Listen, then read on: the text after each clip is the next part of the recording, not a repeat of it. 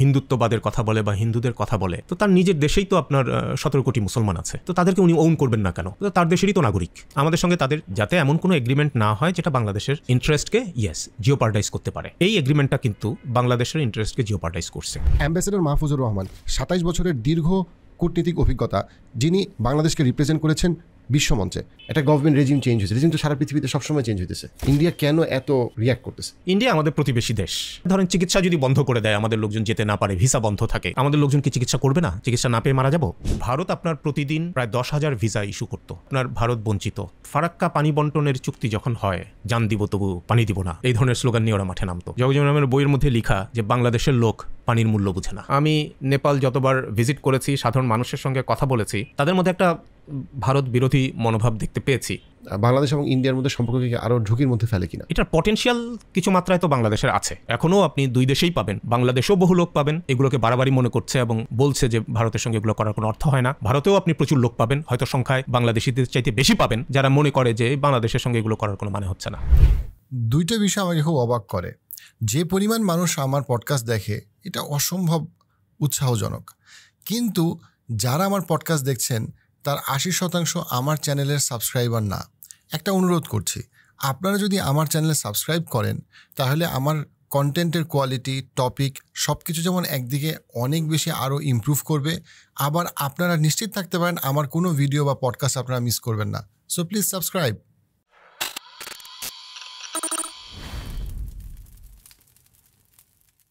আসসালামু আলাইকুম, অ্যাম্বাসেডর মাহফুজ, কেমন আছেন? ভালো আছি জি, থ্যাংক ইউ আপনার এতটা ব্যস্ততার মধ্যে সময় দেওয়ার জন্য। না, আই ওয়াজ ইন্টারেস্টেড যে আপনি কি করেন না করেন সেটা দেখার জন্য, বোঝার জন্য। না, থ্যাংক ইউ। আমরা আজকে স্যারের কাছ থেকে যেটা শিখবো সেটা হচ্ছে গিয়ে আমাদের জিওপলিটিক্যাল যেটা টেনশন ভারতের সাথে চলছে সেই ব্যাপারে আমরা একটা শেখার চেষ্টা করবো। ফার্স্ট অফ অল আমাদের পলিটিক্যাল অ্যাওয়ারনেসের জন্য, পাশাপাশি আমরা বোঝার চেষ্টা করবো যে আমাদের করণীয় অ্যাজ আ সোসাইটি। আমি যে জায়গা থেকে শুরু করতে চাই সেটা হচ্ছে কি যে একদম রিসেন্টলি 16ই ডিসেম্বর ভারতের প্রধানমন্ত্রী একটা বিষয় উল্লেখ করেছেন, যেখানে সোশ্যাল মিডিয়াতে উনি বলেছেন 16ই ডিসেম্বরকে উনি একটা ইন্ডিয়ার জন্য একটা ভিক্টরি ডে হিসেবে উল্লেখ করেছেন, এবং উনি বলেছেন যে এটা ভারতের একটা ভিক্টরি ডে বিকজ এত ইন্ডিয়ান সোলজার মারা গিয়েছে 1971-এ যুদ্ধকে কেন্দ্র করে। সেটা নিয়ে অটোমেটিক্যালি বাংলাদেশে দুই রকম মতামত তৈরি হয়েছে, ইন্টারপ্রিটেশন তৈরি হয়েছে এবং সর্ট অফ একটা টেনশন তৈরি হয়েছে। তো বাংলাদেশের একটা গ্রুপের কাছে যেটা মনে হচ্ছে তাহলে তো এটা ভারত বাংলাদেশে যে 1971 সালে সাহায্য করতে আসছিল এটা শুধুই তার স্বার্থের জন্য এবং বাংলাদেশকে একরকম তার কন্ট্রোলে আনার জন্য, রাদার দেন সে বাংলাদেশের ইন্ডিপেন্ডেন্সকে সাপোর্ট করতে আসছে। আবার আরেকটা গ্রুপ যেটা মনে করছে যে না, এটা তো এরকম কিছু না, উনি ইন্ডিয়ান সোলজাররা মারা গিয়েছে এটাকে তো উনি রেকগনাইজ করছে এবং এইটাকে এরকম এত কি বলবো হার্শ জিওপলিটিক্যাল টেনশনের লেন্স থেকে দেখার কোনো প্রয়োজন নাই, given everything that is happening specially 5 আগস্টের পরে। আপনার দীর্ঘ অভিজ্ঞতা অ্যাম্বাসেডর হিসেবে, সেখানে আপনি কিভাবে জিনিসটাকে দেখেন? আমাকে ব্যক্তিগতভাবে যদি জিজ্ঞেস করেন, আমি খুব একটা সমস্যা দেখি না। সেটা ইন্ডিয়ান প্রাইম মিনিস্টারই হোক, যেই হোক, যদি এই ধরনের একটা মন্তব্য করে বা এই ধরনের একটা টুইট করে, আমি কোনো সমস্যা দেখি না। কারণ সমস্যা নাই ইন দি সেন্স যে পাকিস্তান কিন্তু ইন্ডিয়াকে প্রথম অ্যাটাক করে 71 সালে। অ্যাটাক করে মানে হলো বাই এয়ার, এবং সেগুলো ওয়েস্টার্ন ফ্রন্টে, বাংলাদেশ সাইডে না, মানে ইস্ট পাকিস্তান সাইডে না। তো তখন আপনার ইন্ডিয়া পাকিস্তানের বিরুদ্ধে যুদ্ধ ডিক্লেয়ার করে, যুদ্ধ ঘোষণা করে। তার মানে ইন্ডিয়া এবং Pakistan they were at war. এখন ইন্ডিয়া যদি যুদ্ধ করেই থাকে, পাকিস্তানের যুদ্ধ ঘোষণা করা মানে তো যুদ্ধ করা, ছোট হোক বড় হোক যাই হোক, তাহলে সেই যুদ্ধের তো একটা জয় পরাজয়ের প্রশ্ন থেকে যায়। সেই কনটেক্সটে ইন্ডিয়া যদি বলে যে তারা বিজয়ী হয়েছে, সেটা তো ভুলের কিছু নাই। আর যদি সেই কথাটা ঠিক 16ই ডিসেম্বরে বলে এবং ওই দিনটাকে তারা যদি বিজয় দিবস বলতে চায়, সেখানেও তো কোনো ঝামেলা নাই। কারণ হলো ঠিক ওই দিনটাতেই পাকিস্তান সেনাবাহিনী আত্মসমর্পণ করে এবং যুদ্ধটাও শেষ হয়। তো ইন্ডিয়ার বিজয় তো হয়েছে সেইখানে, এটা তো অস্বীকার করার পথ নাই। কিন্তু কথাটা সেইখানে না, কথাটা হইল ভারত বা নরেন্দ্র মোদী এই কথাটা যদি 53 বছর ধরেই বলতো, কোনো সমস্যা ছিল না। ঠিক 16ই ডিসেম্বর 2023-এ নরেন্দ্র মোদী যে এক্স হ্যান্ডেলে যে বিবৃতিটা দিয়েছেন, সেইটার সঙ্গে এই বছরের বিবৃতিটা মিলে না। গত বছরের বিবৃতিতে বাংলাদেশের রেফারেন্স ছিল এবং বলেছে যে আমাদের রাষ্ট্রপতি মানে ইন্ডিয়ান রাষ্ট্রপতি এই মুহূর্তে বাংলাদেশে আছে এই বিজয়টা উদযাপন করার জন্য। তো এই বছর যদি সে ওই 16ই ডিসেম্বর বিজয় দিবসে সে অভিনন্দন জানাতে চায় ভারতীয় সেনা সদস্যদের, অভিনন্দন জানাতে পারে, শ্রদ্ধা জানাতে পারে যারা মারা গেছে তাদের জন্য, কিন্তু গত বছরের সঙ্গে তার কথার একটা মিল থাকাটাই শ্রেয় ছিল। এখন এটা আমরা বুঝি যে জনাব মোদির জন্য পরিপ্রেক্ষিতটা বদলে গেছে, ভিন্ন একটা প্রেক্ষাপটে সে ভিন্ন ভাষা ব্যবহার করেছে। আমাদের বাংলাদেশে যারা আপত্তি করছেন তারা সম্ভবত সে কারণেই আপত্তিটা তাদের আর কি। আমরা আপত্তি না করলেও পারতাম। কতজন তো কত কথা বলে, সব কথা গুরুত্ব সহকারে না নিলে হয়। এবং ভারতের যদিও তিনি প্রধানমন্ত্রী, এবং ভারত মানে তো এখন ধরেন পৃথিবীর সাইজ যদি ধরেন, ল্যান্ডের size is a 7th largest country, পপুলেশনে ইটস দি লার্জেস্ট কান্ট্রি, ইকোনমিতেও it's one of the largest country. ভবিষ্যৎ যদি দেখি তাহলে ইকোনমির কনটেক্সটে খুব বেশি দিন দূরে নাই যে India will be the largest country in the world. So এই দিক বিবেচনা করলে ইন্ডিয়ার কথার একটা গুরুত্ব আছে, তাদের প্রাইম মিনিস্টার একটা কথা বলতেছে তারও একটা গুরুত্ব আছে। আমি মনে করি যখন একজন একটা স্টেট লিডার হয় বা গ্লোবাল লেভেলের লিডার হওয়ার চিন্তা করে বা তার ওরকম অ্যাসপিরেশন থাকে, সেক্ষেত্রে তাকে আরেকটু উদার হইতে হয়, তার বক্তব্যের মধ্যে আরো ইনক্লুসিভনেস থাকতে হয়। যেমন নরেন্দ্র মোদী এখন যদি কেবলমাত্র হিন্দুত্ববাদের কথা বলে বা হিন্দুদের কথা বলে, তো তার নিজের দেশেই তো আপনার 17 কোটি মুসলমান আছে এবং অন্যান্য আরো অনেক ধর্মাবলম্বীরাও আছে, তো তাদেরকে উনি ওন করবেন না কেন? তার দেশেরই তো নাগরিক। সেই সমস্ত বিবেচনা আমি যদি করি, আমি মনে করব it was not entirely like a leader of that stature, হ্যাঁ, যাকে আমরা গ্লোবাল লেভেলে সে একজন লিডার হিসাবে কনসিডার করতে পারি। অনেক ছোট দেশেরও কিন্তু অনেক গ্লোবাল লিডার তৈরি হয়ে যায়। আপনি দেখবেন যে প্যালেস্টাইনের যে ইয়াসির আরাফাত যখন ছিলেন, ছোট দেশ, দুর্বল দেশ, তো সারা পৃথিবীতে তার সমর্থক ছিল। চে গেভারা, সে কিউবার অর্থমন্ত্রী ছিলেন, তো সারা বিশ্বে তার অনুসারী ছিল, কারণ ওই বিশ্ব মাপের নেতা হয়ে উঠতে পারছিলেন তারা। হ্যাঁ, তো সেইটা নরেন্দ্র মোদী পারেন নাই। এই একটা টুইটের মাধ্যমেই তার একটা প্রমাণ দেখা গেল। সুস্থ সম্পর্ক খুঁজতে খুঁজতে মানুষের অসুস্থ হওয়ার মতো অবস্থা। জরিপ বলছে বাংলাদেশে যত বিয়ে হয় তা প্রথম 10 বছরের মধ্যে 32% ডিভোর্স হয়ে যাচ্ছে। আবার যারা বিয়ে করছে তারা 10 বছরের মধ্যেই তার 57% মনে করছে তারা ভুল মানুষকে বিয়ে করছে। আমাদের আজকের ভিডিওর স্পন্সর পালকি, যে আপনার এই সমস্যাটাই সমাধান করবে। আপনি যদি প্রবাসী হন অথবা আপনি যদি বাংলাদেশি এমন কেউ হন যে প্রথমবার বিয়ে অথবা ডিভোর্সের পরে আবার বিয়ের চিন্তা করছেন, চেক আউট পালকি। 5 আগস্টের পরে Indian media, Indian podcast, Indian everything, it's very clear যে তারা এক্সট্রিমলি ডিসঅ্যাপয়েন্টেড, ফ্রাস্ট্রেটেড, অ্যান্ড এটা হয়তো বা বলা যে তারা একটু আনসার্টেন, এটা হয়তো বলাটা শ্রেয়। এটা কেন তারা এতটা বড় একটা ব্লো মনে করতেছে? Why are they so disappointed? I can understand যে তারা বাংলাদেশের সাবেক গভর্নমেন্টের সাথে they had a good understanding, এটা থাকতেই পারে, বাট তাদের রিয়াকশনটা কিন্তু কিছু কিছু জায়গায় মনে হচ্ছে যে এক্সট্রিম। তাদের আমরা যদি ডায়লগগুলো দেখি, যেভাবে তারা কথা বলতেছে, অমিত শাহর বক্তব্য থেকে শুরু করে, অ্যাজ ইফ মনে হচ্ছে 5 আগস্টের পরে বাংলাদেশ তাদের সাথে রীতিমতো যুদ্ধ করতে যাচ্ছে। কিন্তু বাংলাদেশের পক্ষ থেকে 5 আগস্টের পরে এরকম কোনো বক্তব্য ছিল না। এবং বাংলাদেশের সাধারণ মানুষের মধ্যে কিন্তু ভারত প্রীতি গত 10-15 বছর ধরেই কমতেছে সাধারণ মানুষের মধ্যে, নানা কারণে। India as such a large population, such a large economy, such a large military, why are they so disappointed? As if সব শেষ বাংলাদেশের ক্ষেত্রে ব্যাপারে। এখানে ধরুন অনেকগুলো ডাইমেনশন আছে। এক্স্যাক্টলি কোনটা কি মাত্রায় কাজ করতেছে সেটা হয়তো আপনার কাছে একরকম মনে হবে, আমার কাছে আরেক রকম মনে হবে। কোনটা একেবারে ঠিক দুজনের কেউই নিশ্চিতভাবে বলতে পারবো না। আমরা যখন বিশ্ববিদ্যালয়ে ছিলাম, পড়তাম, অনেক বছর আগের কথা, তখন আমরা মনে করতাম যে ভারতের জন্য একটা anti Indian government in Bangladesh preferable. ওরা চায় যে একটা ভারত বিরোধী সরকার বাংলাদেশে থাকুক। এটা আমার মনে হতো। কেন মনে হতো? কারণ কথার কথা, ধরেন যদি বাংলাদেশে একটা ভারত বিরোধী সরকার থাকে, সেই সরকার যদি ভারতকে কোনো সুযোগ সুবিধা দেয়, পানির হিস্সা একটু বেশি দিল বা অন্য কোনো চুক্তি করলো, বাংলাদেশের পাবলিক কিন্তু ওইটা নিয়ে কথা বলবে না খুব একটা, কারণ ওরা সরকারকেই মনে করে অ্যান্টি ইন্ডিয়ান। কিন্তু যদি উল্টোটা হয়, বাংলাদেশে যদি এমন একটা সরকার থাকে যেটা প্রো ইন্ডিয়ান ধরনের, সেই সরকার যাই করুক, বাংলাদেশের লোকজন সবসময় ইন্ডিয়ার এগেনস্টে স্লোগান দিবে, মনে করবে এই গভর্নমেন্ট না জানি কি করে ফেলছে ইন্ডিয়ার সঙ্গে। তো সেই জন্য আমার কাছে মনে হইতো তখন, ইন্ডিয়াই হয়তো চায় যে এখানে এমন একটা গভর্নমেন্ট থাকুক যে মুখে ইন্ডিয়াকে গালাগালি করবে, তাতে সেই গভর্নমেন্টের কাছ থেকে তাদের পাওয়া অনেক সহজ হবে।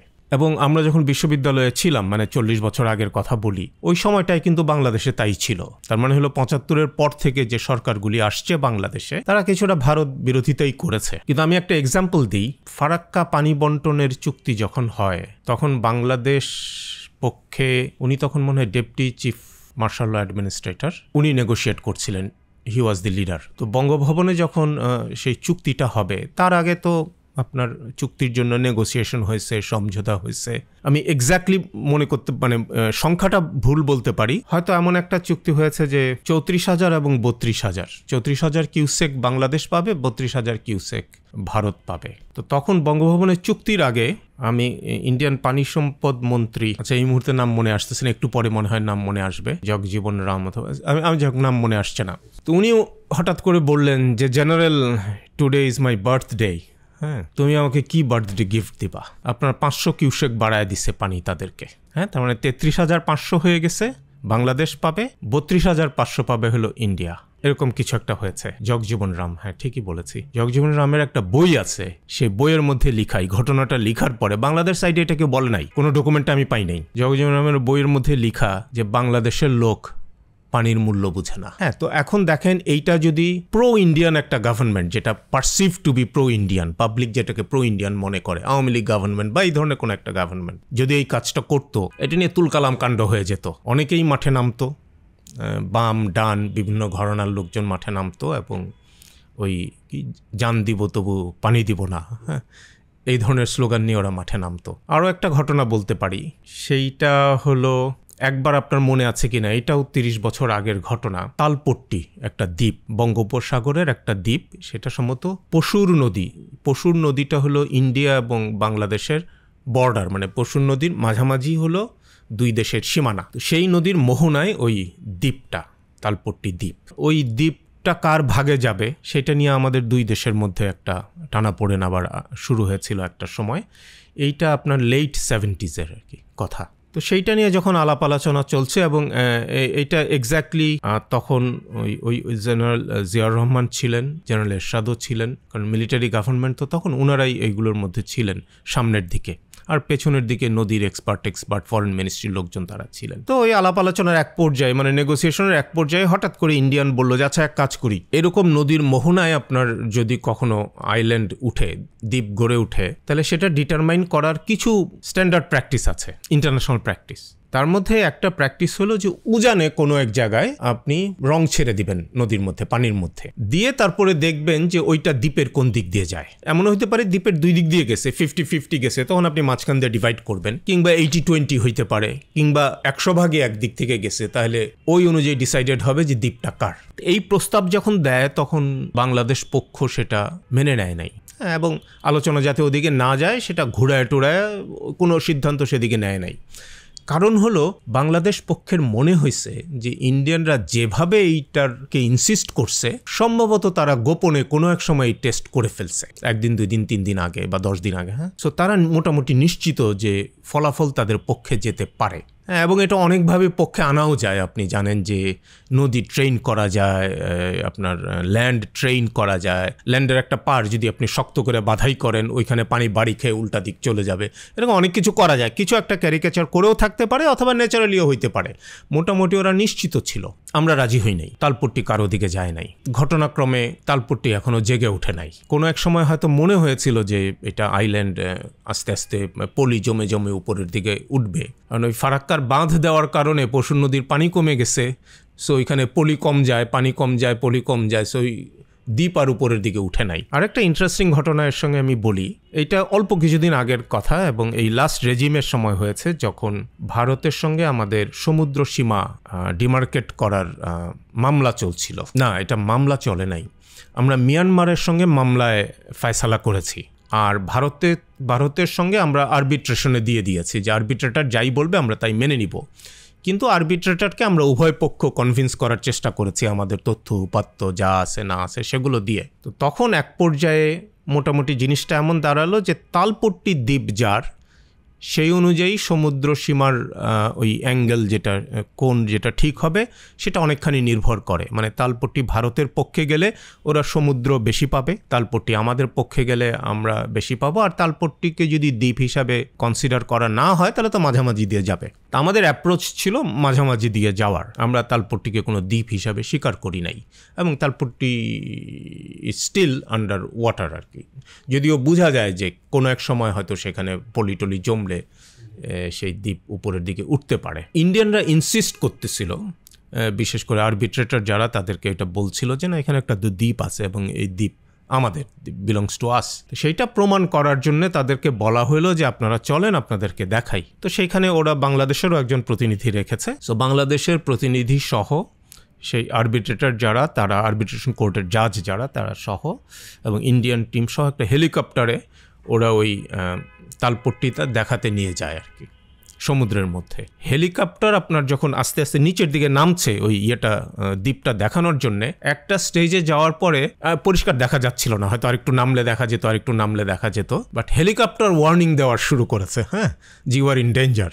ওই ডেঞ্জার সিগন্যালটা পাওয়ার পর জাজরা কেউ লাইফ রিস্ক নিতে চায় নাই, তো ওরা বলছে no no no, go up go up go up. But ইন্ডিয়ানরা ইনসিস্ট করতেছিল। এখন ইন্ডিয়ান ইনসিস্টেন্সের কারণে আপনার তো লাইফ ওয়াজ অ্যাট রিস্ক।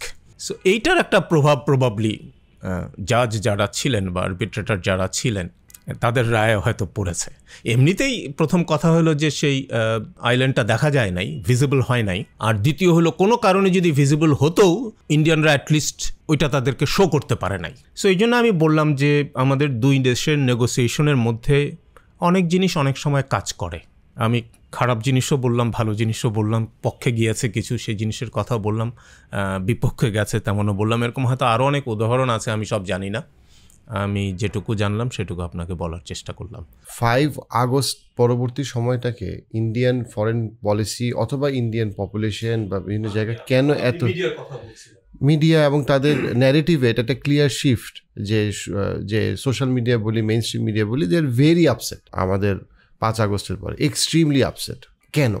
একটা গভর্নমেন্ট রেজিম চেঞ্জ হয়েছে, রেজিম তো সারা পৃথিবীতে সবসময় চেঞ্জ হইতেছে, চেঞ্জ হইতেই পারে, নানাভাবে চেঞ্জ হইতে পারে। ইন্ডিয়া কেন এত রিয়্যাক্ট করতেছে? ওকে, এখন ধরেন আরেকটু তাহলে ভিন্নভাবে দেখি। 1971 সালে বাংলাদেশের স্বাধীনতা যুদ্ধের সময় পশ্চিম পাকিস্তানি যারা, বাট এখন যারা পাকিস্তানি, অনেক পাকিস্তানি ছিল বা অনেক পশ্চিম পাকিস্তানি ছিল যারা বাংলাদেশের পক্ষে কথা বলছে, অথবা পূর্ব পাকিস্তানের পক্ষে কথা বলছে, অথবা যুদ্ধ বন্ধের পক্ষে কথা বলছে, অথবা বাংলাদেশে যে হত্যাযজ্ঞ হচ্ছে সেটা বন্ধ করার পক্ষে কথা বলছে, এবং শেখ মুজিবের কাছে ক্ষমতা হস্তান্তরের কথা বলছে নিয়মতান্ত্রিক পথে। এখন আপনি দেখেন যে পশ্চিম পাকিস্তান যখন পূর্ব পাকিস্তানের বিরুদ্ধে যুদ্ধ করতেছে, সেরকম একটা, তার মানে আমরা শত্রু তাদের, সেইরকম একটা যুদ্ধাবস্থায় পশ্চিম পাকিস্তানের কোনো নাগরিকের পক্ষে, বাংলাদেশের পক্ষে বা পূর্ব পাকিস্তানের পক্ষে বা তার সরকারের বিরুদ্ধে কথা বলা কতটা কঠিন হতে পারে। কিন্তু সেখানে বলছে, কিন্তু প্রচুর লোক বলছে, এবং অনেকেই এটার জন্যে আপনার নির্যাতন তো বটেই, ইভেন ইনডাইরেক্টলি পরোক্ষভাবে আপনার হত্যাযজ্ঞেরও শিকার হয়েছে। অপরপক্ষে ভারতে, যেহেতু ভারতের সরকার বাংলাদেশের স্বাধীনতা আন্দোলনের এবং স্বাধীনতার যুদ্ধকে সমর্থন করছে, সো যারা ভারতীয় নাগরিক অথবা মিডিয়ার লোক, তাদের পক্ষে কিন্তু বাংলাদেশকে সমর্থন করা অনেক সহজ কাজ হয়ে গেছে, বিকজ ওইটা ছিল ওদের জন্য একটা প্রো গভর্নমেন্ট মুভ, তাই না? সো ধরেন অনেক কবি সাহিত্যিক যাদের, ভারতের অনেক কবি সাহিত্যিক যাদেরকে আমরা অনেক শ্রদ্ধা করি, ভালোবাসি, যে তারা বাংলাদেশের স্বাধীনতা যুদ্ধের সময় আমাদের পক্ষে ছিল, আপনি খেয়াল করে দেখেন যে they were actually pro government, which is pretty easy to be. কিন্তু একই সঙ্গে ওই একই ধরনের কাজ যে পাকিস্তানিটা করেছে পাকিস্তানে বসে, সো দুজনের সমর্থন কিন্তু একরকম না। আমি কেন এটা বললাম, ইন্ডিয়াতে সামহাও, এটা আমার অভিজ্ঞতায় দেখা, ওদের মিডিয়া আমি যতটুকু দেখতে পারি বাংলাদেশে বসে, দে আর অলওয়েজ প্রো গভর্নমেন্ট, সেখানে এন্টি গভর্নমেন্ট এলিমেন্ট আমি খুব কম দেখি। পশ্চিমে বহু দেশে আছে, অনেক মিডিয়া আউটলেট আছে যারা আপনার ইররেসপেক্টিভ অফ গভর্নমেন্ট, তারা একটা আইডিওলজি ফলো করে এবং অনেক কিছুই তারা সাধারণ মানুষের জন্য বলে। ইভেন আপনি দেখেন ওই যে উইকিলিক্সের মতো, তারও তো সে জীবনের ঝুঁকি নিয়ে এই সমস্ত কাজ করছে। তো এইরকম এক্সাম্পল আপনার ইন্ডিয়াতে আগাগোড়াই নাই। শুধু আজকের এই 5ই আগস্টের পরের কথা বলছি না, আগেও আপনি খুঁজে পাবেন না। তো সেদিক থেকে আমার মনে হয় যে বাংলাদেশে আমরা এত কনস্ট্রেইনের মধ্যেও আমাদের কিন্তু মিডিয়াতে অনেক রিপ্রেশন আছে, অনেক কিছু আছে, হ্যাঁ, তারপরেও আমাদের কিন্তু সাংবাদিক খুঁজে পাওয়া যাবে যারা আপনার বিরুদ্ধ মতাবলম্বী এবং এই বিরোধিতার জায়গাটাকে অনেক সময় উপরে তুলে ধরতে পারছে। ভারতে এরকম খুব বেশি উদাহরণ নাই। 5ই আগস্টের পরে আরও বেশি নাই। আমি কেবলমাত্র কমিউনিস্ট পার্টি, ওই যে সিপিআইএম যা, সেটার ওয়েস্ট বেঙ্গলের সেক্রেটারি মোহাম্মদ সেলিম, তার একটা ইন্টারভিউ দেখলাম এটা ইউটিউবে, বাট ওইটা আপনার ওই যে সিপিআইএমের ইউটিউব অ্যাকাউন্ট থেকে, যে তিনি স্পষ্ট ভাষায় এই 5ই আগস্টের পরে বাংলাদেশের পক্ষে কথা বলছেন এবং বলছেন যে এই যে হিন্দু নির্যাতনের কথা বলা হচ্ছে, বাংলাদেশিদের ভিসা বন্ধ করে দেওয়ার কথা বলা হচ্ছে, এগুলি কোনোভাবেই ভারতকে হেল্প করছে না, স্পষ্ট করেই কথা বলছে। আমিও বিষয়টা সেইভাবেই দেখি। দেখেন, দু দেশের মধ্যে যে সম্পর্ক ছিল সেটা ন্যাচারালি গ্রো করেছে, এটা কেউ ইচ্ছে করে তৈরি করে নাই যে আমি ইন্ডিয়ার সঙ্গে চুক্তি করেছি 2 দেশের মধ্যে যাতায়াত হবে, আমি ওইখানে চিকিৎসা করতে যাব, এটা রাষ্ট্রের কোনো ইনভলভমেন্ট এখানে ছিল না, এগুলো ন্যাচারালি গ্রো করছে। ইন্ডিয়া আমাদের প্রতিবেশী দেশ। আমি যদি কোনো দিন জীবনে ধরেন বিদেশ যাওয়ার কথা চিন্তা করি, আমার জন্য সবচেয়ে সহজ গন্তব্য হলো ভারত। যাওয়া সহজ, বাই রোডে যেতে পারি, বাই রোড ঘোরাঘুরি করতে পারি, অবশ্যই খরচ কম এবং দেখারও ভারত একটা পর্যটন স্থলও বটে। প্লাস এই পর্যটনগুলো আমাদেরকে অ্যাট্রাক্ট করে কেন? কারণ এদের সঙ্গে আমাদের একটা ঐতিহাসিক সম্পর্ক আছে, কোনো জায়গায় আমাদের ঐতিহ্যের সঙ্গেও মিল আছে সম্পর্কিত। So I mean Bharat is considered to be a very natural অ্যালিও বলতে পারেন। সো আমাদের ট্যুরিস্টদের জন্য যেরকম, আমাদের যারা চিকিৎসা নিতে যায় তাদের কাছেও একটা ন্যাচারাল চয়েস এটা। আমি ভারত ছাড়া দ্বিতীয় একটা দেশে যেতে গেলে আমার তার চাইতে খরচ বাড়বে। চিকিৎসার মানও আমাদের কাছে গ্রহণযোগ্য, ভারতের যে চিকিৎসার মান আমাদের কাছে গ্রহণযোগ্য। সো আমরাও সেখানে যাচ্ছি। কেনাকাটা করতে আমাদের প্রচুর লোক যায়, ইভেন বিয়ের কেনাকাটা করতে যায়। এক সময় তো ভারত থেকে আমরা শাড়ি নিয়ে আসতাম, ভারত থেকে আমরা গরু নিয়ে আসতাম কোরবানির সময়। ভারতীয় শাড়ি আনার ক্ষেত্রে আমাদের এত পদে পদে বাধা পোহাইতে হতো। আবার আমাদের কিন্তু নিজেদের শাড়ি শিল্প গড়ে উঠছে এখন বাংলাদেশে। এখন সেরকম ভারতের প্রতি নির্ভরশীলতা আমাদের নাই। ঈদের সময় যে ইন্ডিয়ান শাড়ি কিনতে হবে এই বলে দোকানে দোকানে নাই। পাকিস্তানি কাপড়ের কিছুটা ক্রেজ এখনও আছে, যে সালোয়ার কামিজের, কিন্তু ভারতের শাড়ির প্রতি একটা যে ক্রেজ ছিল সেটা এখন নাই, সেটা কমে গেছে। গরু আসে না বলে আমাদের যে দেখবেন এখন গরুর খামার কিভাবে গড়ে উঠছে, হ্যাঁ, নর্থ বেঙ্গলে, বিভিন্ন জায়গায়, বিভিন্ন অঞ্চলে। তো আপনার একইভাবে ধরেন চিকিৎসা যদি বন্ধ করে দেয়, আমাদের লোকজন যেতে না পারে, ভিসা বন্ধ থাকে, আমাদের লোকজন কি চিকিৎসা করবে না? চিকিৎসা না পেয়ে মারা যাব? হ্যাঁ, 1 জন 2 জন 10 জন আমরা ডেফিনেটলি সাফার করব। আমাদের তো তখন অটোমেটিক্যালি ন্যাচারালি আমরা তখন বিকল্প খুঁজে বের করব। হয় আমরা অন্য দেশে যাব। এখন তো থাইল্যান্ডের কিন্তু আপনি জানেন ভিসা পাওয়া কঠিন, প্লেনের সিট পাওয়া কঠিন, টিকিটের ভাড়াও বেড়ে গেছে। কারণ হলো প্রচুর লোক এখন থাইল্যান্ড যাচ্ছে, সিঙ্গাপুর যাচ্ছে, মালয়েশিয়া যাচ্ছে, মোস্টলি দে আর পেশেন্ট। এখন যেতে তো হবেই। এখন যদি এই যাওয়ার অভ্যাসটা হয়ে যায় এবং দেখা যাবে যেতে যেতে সেইখানে আপনার সাশ্রয়ী অপশনগুলোও তৈরি হয়ে যাবে, তো সুতরাং তখন ভারতের একটা বিকল্প তৈরি হয়ে যাবে। তাই হয়। অথবা বাংলাদেশেও আপনার চিকিৎসা ব্যবস্থা এমন উন্নত হতে পারে যে লোকজন তখন আর ফিল করবে না যে আমার সেখানে যাওয়ার প্রয়োজন আছে। পাশাপাশি একটা জিনিস দেখেন, যে যারা যে সমস্ত ক্লিনিক, যে সমস্ত ডাক্তার বাংলাদেশিদের চিকিৎসা দিতেন, ওনারা কি করবেন এখন? এটা তো ওনাদের জন্য এডিশনাল পেশেন্ট ছিল। বাংলাদেশ থেকে যদি 1 লাখ লোক যেত, ভারত আপনার প্রতিদিন প্রায় 10,000 ভিসা ইস্যু করত। তার মধ্যে বড় অংশ ছিল চিকিৎসার জন্য যেত। এই বড় পেশেন্ট আপনার ভারত বঞ্চিত। এবং যারা পর্যটক যায় বা চিকিৎসায় যায়, চিকিৎসায় 1 জন গেলে তার সঙ্গে 2 জন যায়, সঙ্গী যায়। সুতরাং সেখানে পর্যটন বলেন, ব্যবসা বাণিজ্য বলেন, আমরা বহু বিল্ডিং ম্যাটেরিয়াল ভারত থেকে আনতাম। কারণ হলো 2 রাষ্ট্রের মধ্যে সম্পর্কের কারণে আপনার ভারতের প্রোডাক্টের উপরে একটা ছাড় দেওয়া ছিল, যেটা এর আগে এই বিল্ডিং ম্যাটেরিয়ালগুলি চীন থেকে আসতো, কিন্তু সেখানে শুল্ক ছাড় ছিল না বলে ভারতে শুল্ক ছাড়ের কারণে সে বিল্ডিং ম্যাটেরিয়ালের দাম কম পড়তো, সাশ্রয়ী হতো আমাদের জন্য, তো আমরা ভারত থেকে আনতাম। তো এটা তো ভারতের জন্য একটা আপনার বাণিজ্যের একটা ইনসেন্টিভ। হ্যাঁ, একই সঙ্গে আপনার দেখেন এই যে কৃষি পণ্য যেগুলো, পেঁয়াজ বলেন, অনেক সময় চাল, ইভেন কাঁচামরিচও এসছে, ডিম এসছে। তো এইগুলো যদি এখন আসার ক্ষেত্রে প্রতিবন্ধকতা তৈরি হয়, একদিনে হয়তো হবে না, কিন্তু একসময় তো বাংলাদেশে এগুলোর বিকল্প তৈরি হয়ে যেতে পারে। তো আমাদের বিকল্প তৈরি হলো না হলো, অথবা আমাদের অর্থনীতির উপর একটা চাপ পড়লো, মেনে নিলাম। ভারতের কি হবে? তাদেরও তো অর্থনীতির উপরে চাপ পড়বে। হ্যাঁ, আপনি যদি আপনার সংগ্রহে পেঁয়াজ থাকে, আপনার ঘরে থাকে, এবং আপনি এগুলো বিক্রি করতে না পারেন, আপনি কি করবেন? আপনি তো লোকসানের সম্মুখীন হবেন। ইভেন সরকারও যদি আপনাকে ভর্তুকি দেওয়া হয়, সরকার তো লোকসানের মুখোমুখি হবে। এইটা আপনার কারো জন্যেই লাভজনক না। ন্যাচারালি আমাদের দুইটা দেশের মধ্যে একটা সম্পর্ক গড়ে উঠছিল দীর্ঘদিন থেকে, গ্র্যাজুয়ালি, এবং সেইটা উভয়ের জন্য ছিল উইন উইন সিচুয়েশন। সো একা কারো জন্য এটা কোনো ক্ষতির কারণ হবে না। ভারতে যারা ভুক্তভোগী তারা এটা ফিল করেন, কিন্তু হয়তো তাদের ভয়েসটা আমরা মিডিয়াতে ওইভাবে দেখি না। আমাদের মনে করার কোনো কারণ নাই যে সমগ্র ভারতবাসী এইরকম একটা হোস্টাইল অ্যাটিচিউড আমাদের প্রতি একটা হোস্টাইল অ্যাটিচিউড নিয়ে আছে। সেটা আমার মনে হয় না, মনে হওয়ার কোনো কারণ নাই, এবং হোস্টাইল হওয়ারও কোনো কারণ নাই। আমরা যদি গত 15 বছরে ভারতের ভূ রাজনীতি দেখি, আমরা দেখব যে ডেফিনেটলি তার সাথে চীনের একটা সিরিয়াস টেনশন আছে। তো কিন্তু সেই টেনশনে চীনের সাথে ভারতের যতগুলো বর্ডার, সেই বর্ডারগুলোতে আসলে ভারত খুব একটা সুবিধা করতে পারে না চীনের সাথে। আবার যেই দেশগুলো নিয়ে একটা টেনশন, সেখানে আমি যদি বলি শ্রীলঙ্কার এক্সাম্পল, শ্রীলঙ্কা এখন বলা যায় যে পুরোপুরি চায়নার উপরে ডিপেন্ডেন্ট। আমরা যদি মালদ্বীপ বলি, যেটা সাধারণভাবে ধরেই নেওয়া যায় যে সেটাতে ভারতের একটা অনেক বছর ধরে একটা ওনারশিপ ছিল, অন্তত ইনট্যাঞ্জেবল ওনারশিপ ছিল, সেখানে মালদ্বীপ এখন মানে ভারত থেকে অনেক দূরে। আমি যদি নেপালের কথা বলি, যেটা অবভিয়াস ভারতের একটা সর্ট অফ তার দেশের বাইরে একটা টেরিটরি হওয়ার কথা, নেপালও এখন খুবই ভারত বিমুখ।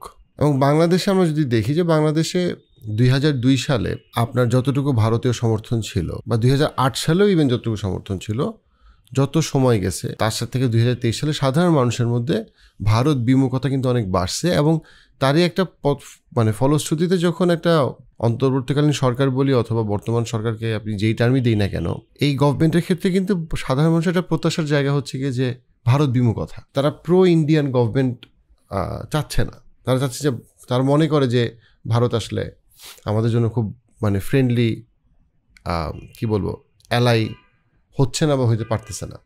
যদিও এটা কিন্তু দুই রাষ্ট্রের জন্যই কি বলবো উপযোগী ছিল। নেপালের জন্য ইন্ডিয়ার সাথে পজিটিভ অ্যালায়েন্সটা দুই পক্ষের জন্যই ভালো ছিল।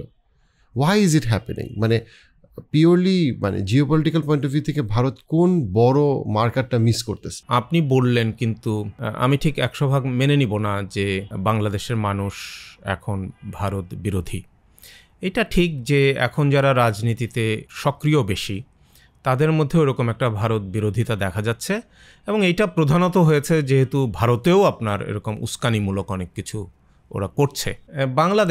ভারতেও যে এখন এই মুহূর্তে যে একটা বাংলাদেশ বিরোধিতা দেখতে পাচ্ছেন, আমি মনে করি এইটাও 1 নম্বর খুবই সাময়িক, 2 নম্বর এইটাও ভারতে সরকার তো বটেই, এবং সরকার সমর্থিত কিছু রাজনৈতিক গোষ্ঠী বা রাজনৈতিক দল, তারাই এই বিরোধিতাটা করছে, এবং সেটা হয়তো মিডিয়াতে কিছুটা রিফ্লেক্টেড হচ্ছে। বাট ওই যে বললাম যে ভারতে ইউ হ্যাভ এ কনস্টিটুয়েন্সি, হ্যাঁ, সেইখানের বহু লোক আছে যারা বাংলাদেশের সঙ্গে দিনে দিনে প্রতিদিন উঠা বসা করে অভ্যস্ত, তাদের রুটি রুজি জীবিকা বাংলাদেশিদের সঙ্গে সম্পর্কিত ছিল।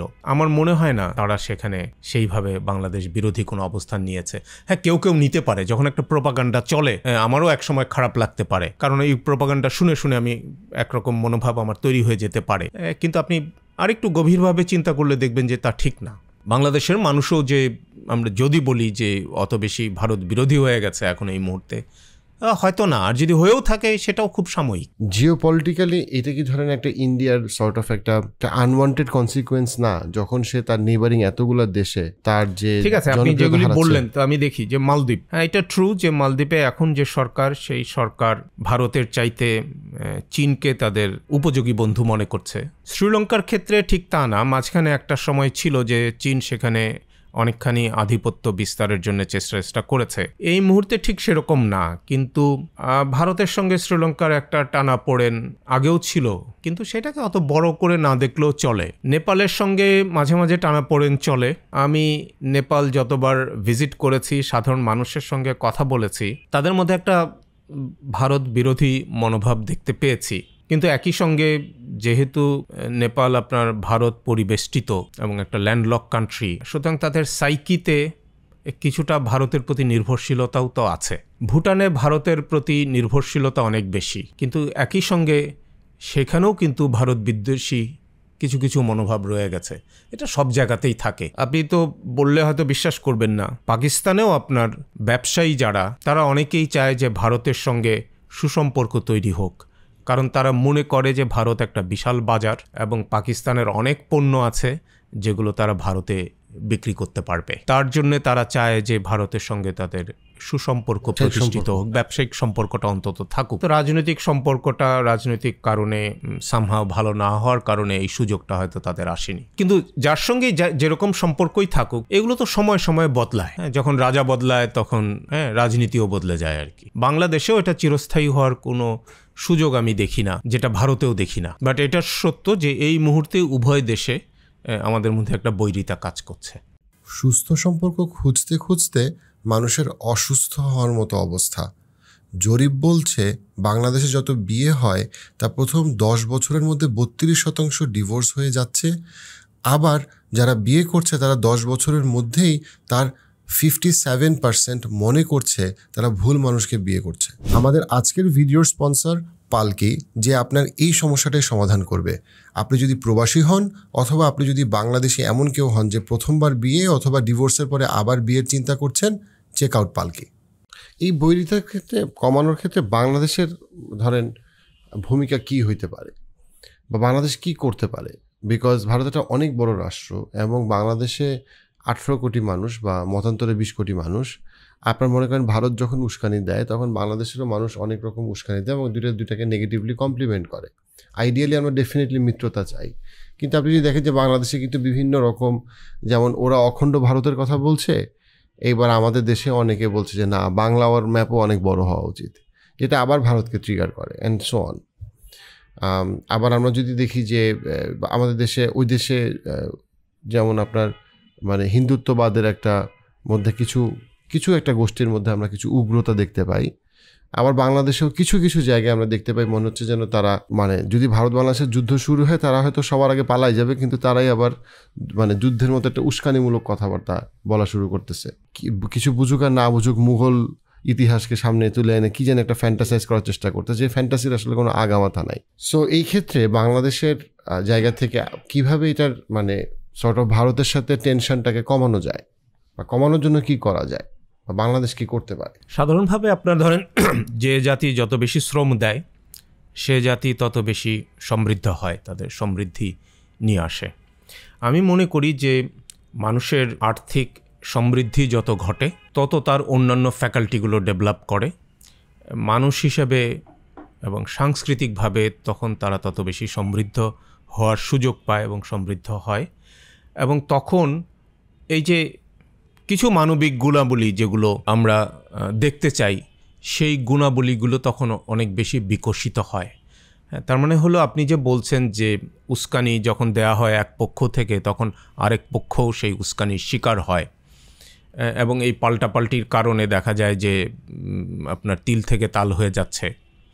তো সেগুলো এই মুহূর্তে বাংলাদেশের মতো উন্নয়নশীল দেশ, ভারতও একটা উন্নয়নশীল দেশ, সম্ভবত সেজন্য আমাদের জন্য একটু ডিফিকাল্ট হয় আর কি, সেটা আমরা পারি না।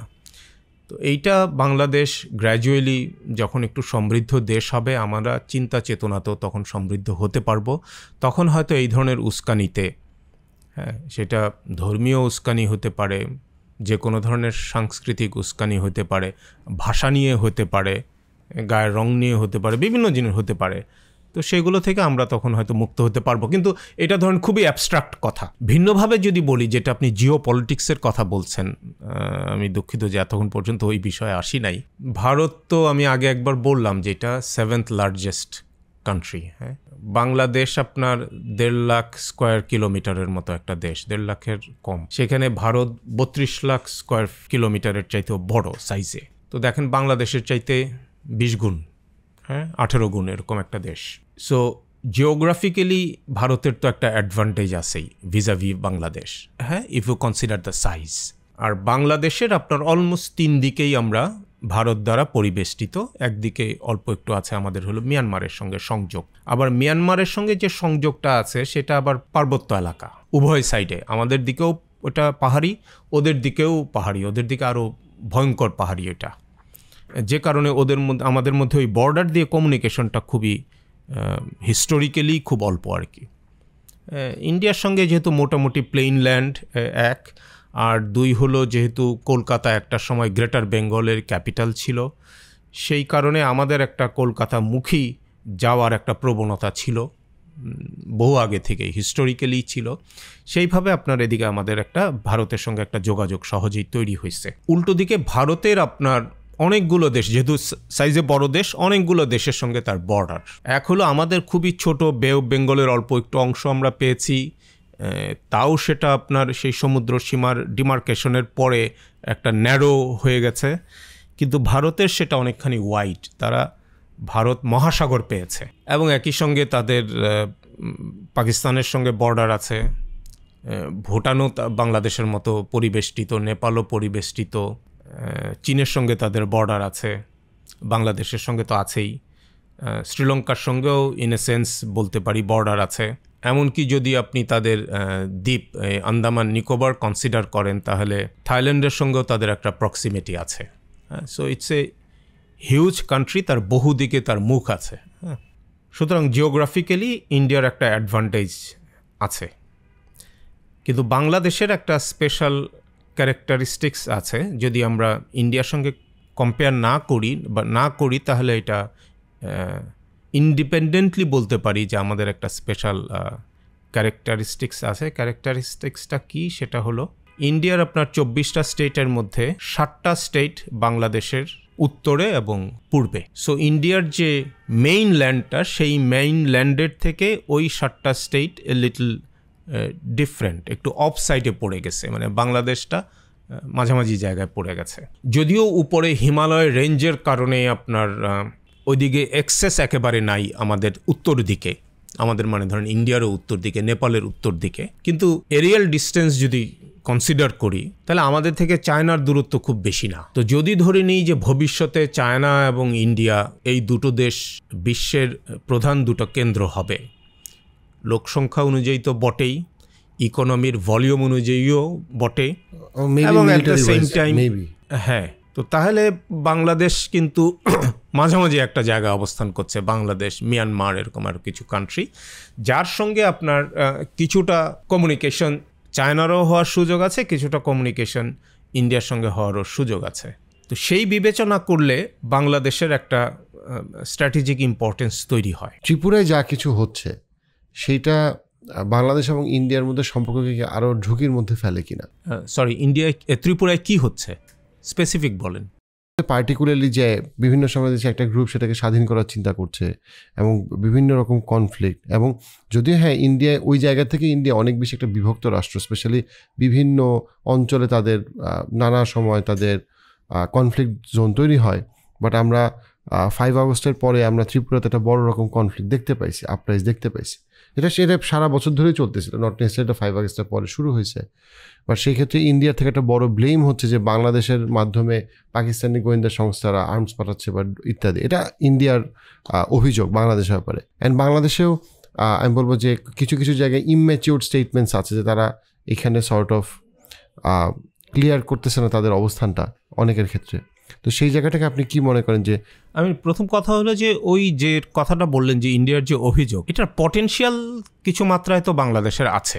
এখন বাংলাদেশ সেই কাজটা করে কিনা বা সেই ধরনের কাজ করবে কিনা, এটা তো বাংলাদেশের নিজস্ব সিদ্ধান্ত এবং বাংলাদেশ কি ধরনের রাষ্ট্র হিসেবে নিজেকে প্রমোট করতে চায় তার উপরে নির্ভর করে। আমরা যেহেতু আপনার আগেও বললাম যে বিভিন্ন মাত্রায় আপনার ভারতের প্রতি আমাদের একটা পারস্পরিক নির্ভরশীলতা তৈরি হয়েছিল, সেইটার কনটেক্সটে আমি মনে করি এটা বাংলাদেশের কোনো সরকারের পক্ষেই লাভজনক না।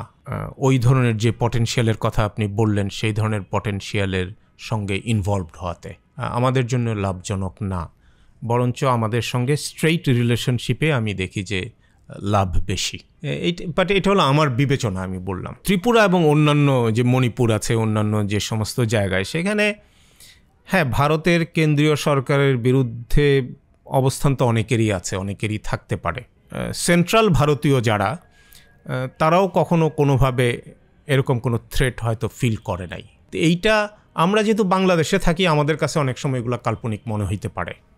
হ্যাঁ, বাট আমি মনে করি না এটা ভারতের কাছে এরকমভাবে ওরা ওরকমভাবে পারসিভ করে।